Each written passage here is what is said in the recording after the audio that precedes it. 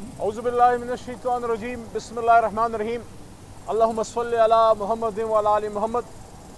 30 अक्टूबर 2024 Adiala jail. बड़े अफसोस के साथ ये कहना चाहता हूँ कि आज तीसरी दफ़ा मुसलसल बावजूद इसके कि हाई कोर्ट इस्लामाबाद के चीफ जस्टिस आमिर फ़ारूक साहब का डायरेक्ट ऑर्डर है कि मुझे इजाज़त दी जाए, इमरान खान साहब तक रसाई दी जाए, मिलने दिया जाए उनके केसेस के दौरान बतौर वकील और बतौर उनके एक सियासी कारकुन, एक MNA के, लेकिन आज एक बार फिर मुझे नहीं मिलने दिया। मैं इस बात पर हैरान हूँ कि तमाम वकला और तमाम लीडरशिप, मीडिया सब जा सकते हैं, लेकिन अली मोहम्मद पे काटा है। ये काटा क्यों है? क्या 11 सितंबर को जो मैंने कौमी असम्बली में स्पीच की थी कि कौमी असम्बली से जो नकाब पोशों ने हमारे MNAs को अगवा किया, उस पर मैंने सदाए एहतजाज बुलंद की, क्या ये उसका इनाम है इमरान खान साहब से ना मिलने देना? या जब फिर 26वीं आईनी तरमीम पे सदाए एहतजाज बुलंद की कि लोगों को उठवा के, अगवा करके, उनके बच्चों को उठवा के, गायब करके, लालच दे के, दोस्त दानली से जो आईनी तरमीम पास कर रहे हैं, ये आईनी तरमीम नहीं है, ये आईनी तकसीम है। ये पाकिस्तान के आईन और सुप्रीम कोर्ट पे हमला है। क्या हक बात कहने का ये इनाम है कि सब तो इमरान खान से मिलने जा सकते हैं लेकिन अली मोहम्मद नहीं जा सकता? अली मोहम्मद ने हमेशा पाकिस्तान की सलामती, इमरान खान साहब, पाकिस्तान तहरीक इंसाफ और मुल्क की बका की बात की है। अगर मैं पार्लियामेंट की सॉवरेंटी की बात करता हूँ, अगर मैं ये कहता हूँ कि लोगों को अगवा करके नहीं, उनसे डायलॉग करके तरमीम पास करें, मुतमईन करें, पार्लियामेंटेरियंस को इजाज़त दी जाए कि वो अपनी पार्लियामेंट में अपनी ज़मीर की आवाज़ पे पार्लियामेंट में कानून साजी कर सकें, तो आज एक बार फिर 11 सितंबर, 28 अक्टूबर और 30 अक्टूबर को ये हैट्रिक कर ली है अडयाला जेल के सुपरडेंट साहब ने और उनकी इंतज़ामिया ने कि मुझे नहीं जाने दिया। मेरा तो सबको पता है, मैं तो आखिरी बॉल तक खेलने वाला खिलाड़ी हूँ। पलटना झपटना, झपट कर पलटना लहू गर्म रखने का है एक बहाना। परिंदों की दुनिया का दरवेश हूँ मैं, कशाही बनाता नहीं आशियाना। अगर किसी को नहीं पता कि अली मोहम्मद कौन है तो जाके 9 अप्रैल की स्पीच देख लो। जब कोई नहीं होता तो अली मोहम्मद खड़ा होता है, अली का काम ही खड़ा होना है। तो आज इंशाल्लाह मेरी पिटिशन इस्लामाबाद हाई कोर्ट में तौहीन अदालत की मूव हो जाएगी। मैं चाहूँगा कि इस्लामाबाद हाई कोर्ट और चीफ जस्टिस साहब फिर अपनी ताकत बताएं कि वो अपना हुक्म इम्प्लीमेंट कर सकते हैं। मैं तहरीक इंसाफ के चेयरमैन या तहरीक इंसाफ के जनरल सेक्रेटरी का हुक्म लेके नहीं आया था, मैं इस्लामाबाद हाई कोर्ट के चीफ जस्टिस का हुक्म अदालत से लेके आया था। ये ज्यादती मेरे साथ नहीं हो रही, ये तौहीन इस्लामाबाद हाई कोर्ट और चीफ जस्टिस आमिर फ़ारूक साहब की हो रही है। आज पिटिशन मूव होती है और कल अगर लग जाए तो अदालत में फिर चीफ जस्टिस साहब के सामने अपना मुद्दा रखेंगे कि ये आपका ऑर्डर है और ये उसकी हैसियत है कि अडयाला जेल में बैठे सुपरडेंट साहब और उनका अमला और पता नहीं किसके हुक्म पे, उनकी शायद हो सकता है कि वो मजबूरी हो, फिर आके वो मजबूरी अदालत में बता दें। आज की प्रोसीडिंग पे बात करते हैं। बहुत खुशी हुई आज, मैं तो उस वक्त नहीं था लेकिन बताया गया कि बुशरा बीबी अंदर गई हैं और उनकी सिस्टर्स भी, और बड़े दिनों बाद बुशरा बीबी को इजाज़त मिली है साबिक वज़ीर आज़म और अपने शौहर से मुलाकात की। हम इस बात पे खुश हैं। बड़ी बातें होती हैं कि बुशरा बीबी पेशावर में हैं या लीमा आपा को क्यों छोड़ा गया। इसलिए छोड़ा गया कि मजीद आईन में गुंजाइश नहीं थी, मजीद कानून में गुंजाइश नहीं थी।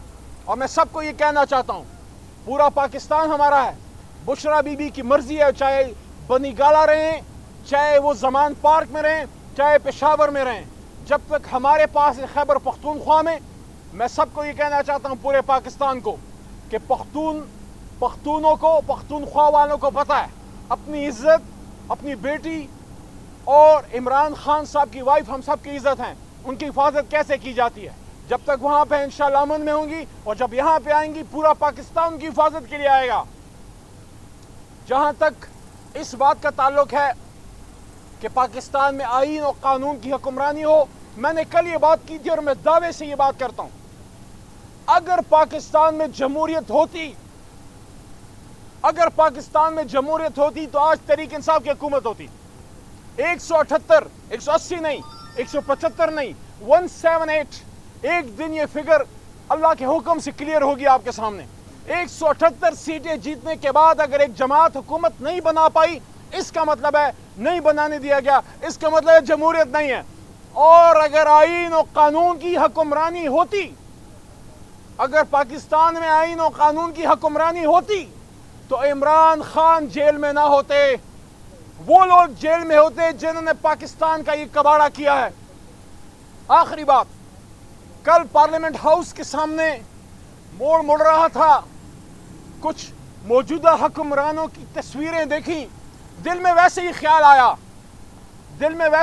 آیا کہ جو لوگ عوام تو نہیں, عوام نے تو ووٹ نہیں دیا, نہ شہباز صاحب کو دیا ہے, نہ مریم صاحبہ کو, نہ میاں صاحب کو, نہ زرداری صاحب کو, نہ بلاول صاحب, عوام تو لے کے نہیں آئے, لیکن جو لے کے آئے ہیں ان سے علی محمد خان سوال کرتا ہے. مانا کہ پاکستان تجربہ گاہ ہے, لیکن کتنے تجربے کرنے پڑیں گے مزید, کتنے تجربے آپ اور کریں گے؟ یہ وہ جنریشن ہے, یہ وہ قوم ہے جو بڑی ہو گئی ہے ان سیاستدانوں کو دیکھ دیکھ کے.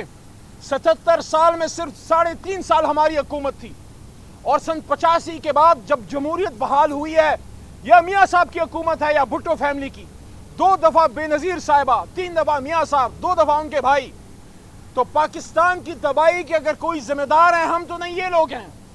تو یہ کون سی سائنس ہے, یہ کون سی سائنس ہے کہ عمران خان کو ہٹا کے ان کو لایا جائے جن کی وجہ سے آج پاکستان کی حالت ہے؟ دنیا میں بھکاری کے طور پہ مشہور ہے. سٹیل مل آپ کی بیٹھ گئی ہے, ریلوے آپ کی بیٹھ گئی ہے, پوسٹ آفس آپ کی بیٹھ گئی ہے, پی آئی اے آپ کی بیٹھ گئی ہے, کوئی ادارہ آپ کا چلنے جوگا نہیں ہے, کسی بچے کو پاکستان میں امید نظر نہیں آتی. اور سب سے جو بڑا نقصان ہے آپ نے جو کر دیا ہے, ان ڈاکوؤں کو اور ان کرپٹ عناصر کو حکومتوں میں لا کے آپ نے نوجوان کی آنکھوں سے امید چھین لی ہے. آج پاکستان کا ہر نوجوان پاکستان سے باہر جانے میں عافیت سمجھتا ہے. پاکستان تو ایک لینڈ آف اپرچونٹی تھا, یہ تو ایک خواب تھا, یہاں تو لوگوں کو ایک بہترین مستقبل ملنا تھا. آپ نے کیا کر دیا؟ عوام نے تو اپنے لیے لیڈر چن لیا, عوام نے تو اپنے لیے جماعت چن لی. عوام کی مرضی پہ حکومت کو کیوں نہیں بننے دیا گیا؟ آپ ان لوگوں کو لے کے آگئے جن کی وجہ سے پاکستان دنیا میں تباہی کے کنارے پہ پہنچ گیا ہے. اس کے ذمہ دار یہ لوگ کم ہیں اور آپ لوگ ہیں جو آپ لوگ یہ کرتے ہیں. اب بھی وقت ہے, اب بھی وقت ہے. بہت کچھ ہاتھ سے چلا گیا لیکن سب کچھ ابھی نہیں گیا. کوئی رحم کریں اپنے آنے والی نسلوں پہ. اس پاکستان نے آپ کو بہت کچھ دیا ہے, اس پاکستان نے آپ کو بہت کچھ دیا ہے. اس کے ساتھ یہ زیادتی نہ کریں کہ اس کو اتنا آپ تباہ برباد کر دیں کہ پھر کوئی ٹیپو سلطان بھی آ کے ٹھیک نہ کر سکے. عمران خان صاحب کو باہر آنے دیں. پاکستان کی عوام کی مرضی سے جو حکومت کو ووٹ پڑا تھا, ہمیں ہمارا مینڈیٹ واپس کیا جائے. اور آج ذمہ داری بنتی ہے چیف جسٹس یحییٰ آفریدی کی. آپ چیف جسٹس آف پاکستان ہیں, آپ کی عدالت میں ہماری 184(3) کی پٹیشن پڑی ہوئی ہے. آپ کے پیشرو قاضی فائز عیسی صاحب نے کہا تھا کہ یہ فیصلہ پتھر پہ لکیر ہے, پاکستان میں الیکشن ہوگا. لیکن کیا آزاد شفاف تھا؟ پوری دنیا کہتی ہے کہ الیکشن پہ بہت بڑا ڈاکہ پڑا ہے.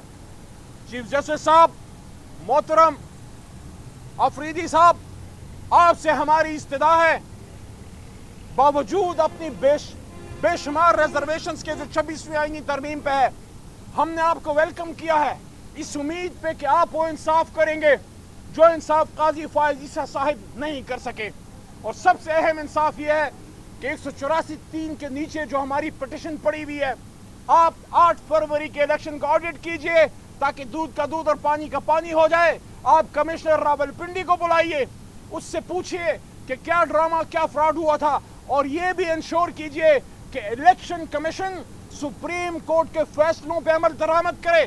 یہ سپریم کورٹ تبھی سپریم ہے جب اس کے فیصلے پہ عمل ہوگا, نہیں ہے تو پھر کوئی حیثیت نہیں رہ جائے گی. جو 8 جج صاحبان نے فیصلہ کیا تھا تحریک انصاف کے حق میں ریزرو سیٹوں کا, اور اس کے ساتھ ساتھ تحریک انصاف کو ممبران کو اجازت دینے کا کہ اپنی جماعت میں جائیں، ہمیں ہمارا بلہ ہمارا نشان واپس کیا جائے، ہمیں ہماری ریزرو سیٹیں واپس کی جائیں، اور اگر اس ملک میں جمہوریت سے چلانا ہے تو پھر آپ کو جمہور کی ماننا پڑے گی۔ اور جمہور نے اپنا فیصلہ 8 فروری کو دے دیا تھا کہ کون بچائے گا پاکستان، اللہ کے حکم سے عمران خان۔ بہت شکریہ۔